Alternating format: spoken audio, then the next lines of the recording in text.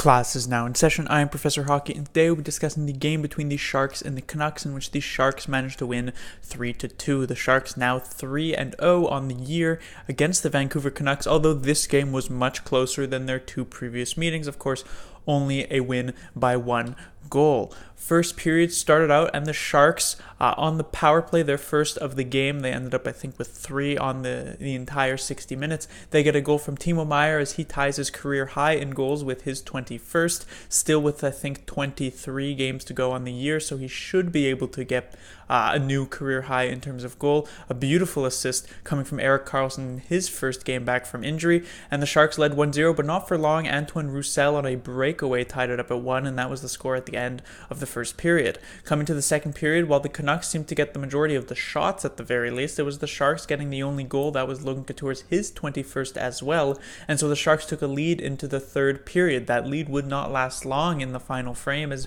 Brock Boeser with his 21st would tie it back up at 2. But the Sharks would get their third and what would be their final lead of the game, as Joe Pavelski, his 31st, ends up being the game winner. And the Sharks take it 3-2. They move back into a tie for first place with the Calgary Flames for in the Pacific Division. Of course, the Sharks are in second place technically, though, because the Flames do have a game in hand. First thing to talk about is normally the goaltender Martin Jones, but I feel like I have to bring up the Barracuda, that being the San Jose Barracuda, and this isn't supposed to be an update about how the Barracuda are performing this season. It's basically because of the fact that the Barracuda did play a game today in San Jose. By the way, they got a bit destroyed 8-3 to the San Diego Gulls, but the main problem is that they play in the same arena as the San Jose Sharks, so the Barracuda playing it earlier on in the day, and then a few hours later having the Sharks play on the same exact ice, especially in a city like San Jose, where it's not the easiest thing in the world to sustain ice in some of those high temperatures, is not the best idea. And this isn't some sort of conspiracy theory that like confirmation bias of seeing more bounces or anything like that. The players themselves have mentioned, Logan Couture certainly not shy with the media to mention something like this, but they have mentioned time and time again how bad the ice is. And in the first period, it wasn't any more apparent than sometimes is the usual.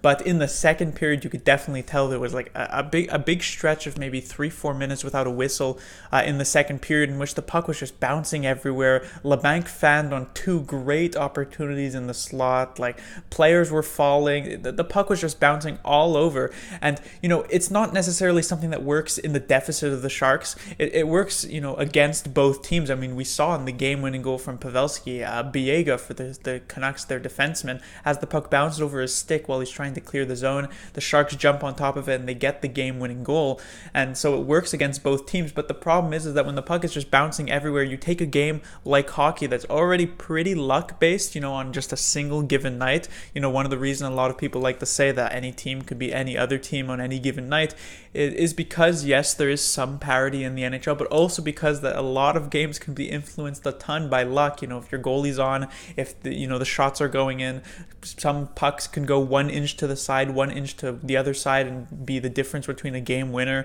and a loss. So it comes down to chance, and when you add this extra factor of the ice being so bad, and so you're just really hoping that you get like these garbage type of goals, it takes a lot of the extra skill out of the game, and it puts a lot of luck, a lot of chance into it. So I don't know why the Sharks or whoever's making the schedule here for both these teams continue to organize games. Double header fun on Saturday is like a cool concept, but it just doesn't work. I know the Sharks do have another doubleheader at some point this season, although I think the Sharks are the team playing in the afternoon, so it'll work in the disadvantage of the Barracuda, which I guess as a Sharks fan primarily you don't care about, but still it's not great for the Barracuda. So hopefully that's something that doesn't continue, but I am very doubtful that they will stop scheduling doubleheaders like this. Next, I'll talk about Martin Jones, who I thought actually had a pretty solid game. I thought he made a lot of good saves that maybe flew a bit under the radar because of the 2 goals he did let in. The Roussel one was on a breakaway, but it's probably still one Jones would want back because it wasn't the greatest shot. The Boeser one, I feel like looks a lot worse than it actually was. This is a shot that I think Jones and even Boeser believe is going top corner. That's what really Jones plays, but Boeser mostly fans on it because of the terrible ice mostly, and so it sort of flutters in past Jones, so it was a bit unlucky, certainly. I guess the Sharks had, what goes around comes around there on the game-winning goals, so they take advantage of that and they still get the win. But still, maybe one, maybe two, you could argue that Jones would want back, but otherwise he was actually pretty solid, and he does help the Sharks let in only 2 or less goals.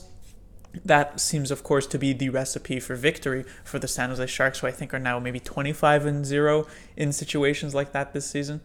Next is Timo Meier, who had one interesting game. He was all over the puck. He got the goal. He had an assist as well onto the Pavelski one, and he also had 2 penalties. It was a very Evander Kane-like game where he's all over the puck in good ways and in bad ways, but I really liked sort of the effort that he put in general. He was even rewarded at times with getting some double shifts with the fourth line. Of course, Goodrow did get in a fight this game, so that really opened up the possibility for that.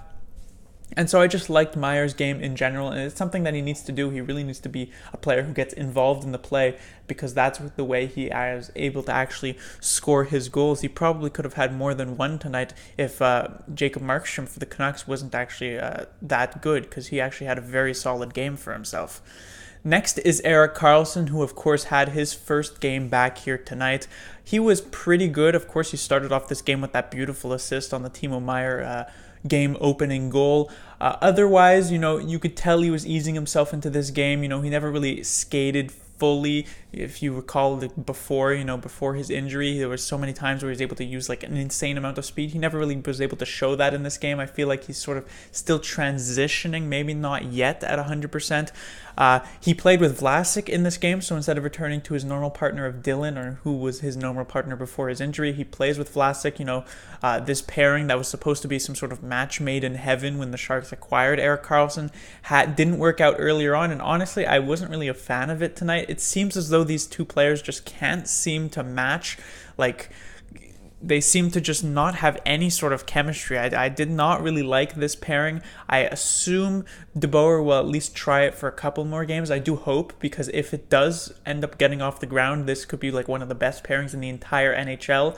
But I don't think DeBoer will give this too much of a leash, just considering how it started out this season as well. And so maybe if it doesn't start to really work out 2-3 games down the line, I'm sure Erik Carlsson will find himself back with Brendan Dillon, and honestly that was a pretty good pairing at the time.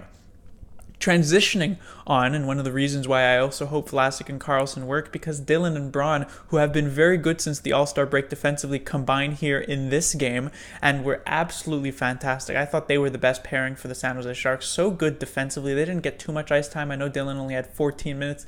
Now that Heed is out of the lineup, he's sort of like the 6th defenseman, or the 5th defenseman, I guess I should say, because Šimek still exists, who only got about 10 minutes. But Dillon has fallen back a bit in terms of ice time. Same with Justin Braun, but still they were very good when they were on the ice. I really liked their defensive play, and as I said, Jones was a big reason why the Sharks only gave up 2 goals in this game. Dillon and Braun certainly contributed to that, as well as I just thought they were very good defensively, and it's something that has been pretty consistent here in these past few games. But that will do it for this review. The Sharks will be back in action on Monday. This will be 2 weeks in a row with a Monday game, as they'll face off against the Boston Bruins, actually for the first time this season. This will be a home game for the San Jose Sharks, as they'll look to get the 2 points there. I don't know if the Flames play till then, although even if the Sharks do win and pass the Flames, that would leave the Flames with 2 games in hand, so it wouldn't be like the most glorious first place push, but still you need as many points as you can get if the Sharks do want to get that first place spot in the Pacific Division, because while the difference between 2nd and 3rd in the Pacific is just home ice or road ice, which is a big difference, when it comes to 1st and 2nd, it's even bigger, because 2nd place you play against Vegas, who's a pretty dangerous team in the playoffs. 1st place you play against one of the wildcard teams, which could easily end up being one of Dallas or Minnesota or even Vancouver. And honestly, those teams are certainly not as intimidating as it would be to play against the former Stanley Cup runner-ups last year, the Vegas Golden Knights. Class dismissed.